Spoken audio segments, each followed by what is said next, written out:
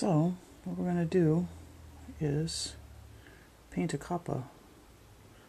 I'm going to show you some of the ways that I like to design and print and do the dies.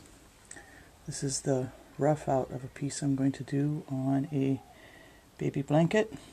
So we'll see how this is going to turn out. So here's some of the dies we're going to be using.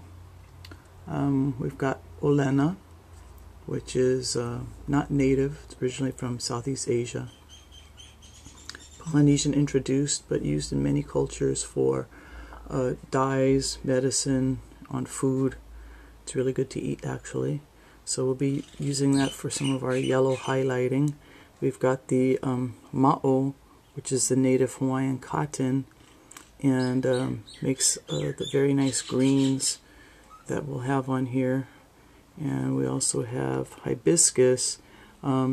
This one is very similar to the one of the native hibiscus, which is the hibiscus clayi, and it looks a lot like this.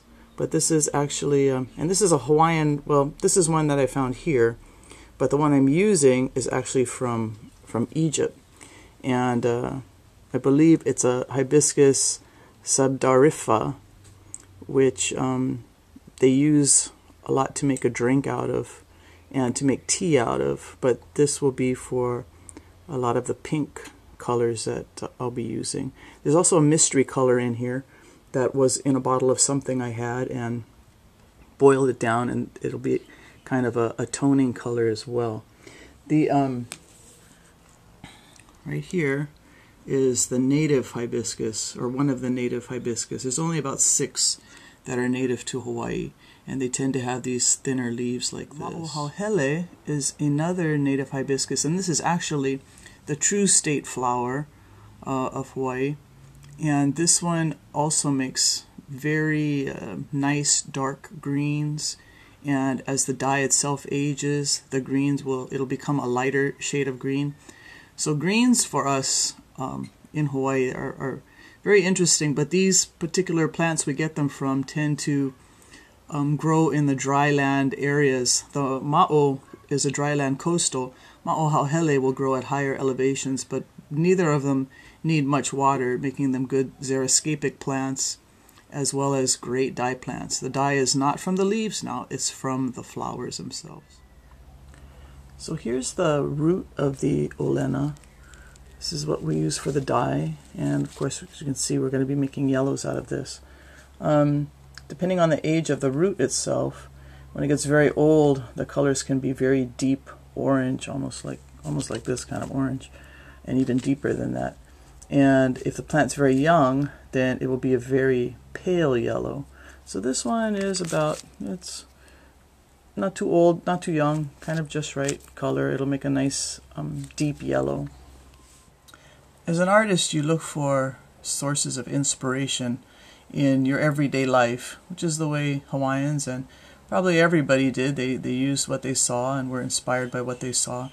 And one day in a plant store, I happened to see this bromeliad, and the colors and the lines and the combination of the pink and the green really captured my eye. I had to run out to my car and grab a camera so I could come back in and take a picture of it, because I knew I'd want to use this somewhere on a kappa.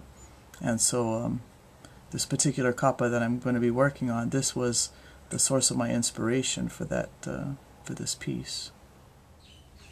I'll only be using 2 stamps for this kappa. One is cut from the node of this bamboo. When you want to make these kind, you just cut right in the middle of the node of that thick part, so that you have all this flat. And then I just used a Dremel to put the holes in it. This is a type of hauke pattern. It doesn't have the little spikes, like the regular sea urchin one that's very popular. But there are hauke, or the sea urchin kind of animals that are just rounded without any sharp spikes. They just have little bumps on them. And then this one here is just it's just a series of wavy lines, but interestingly, it was the same kind of make the same kind of patterns almost as that bromeliad plant that inspired me for it.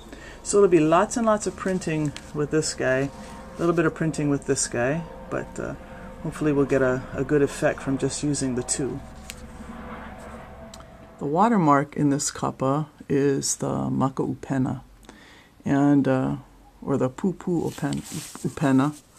It's the fishnet, has the little dot on the inside, and traditionally it was it had to do with fishing and gathering, and so the recipient of this kapa may not end up being a fisher person, but my feeling with this particular watermark is that is wishing whoever has this kapa the ability to gather in the good things in their life.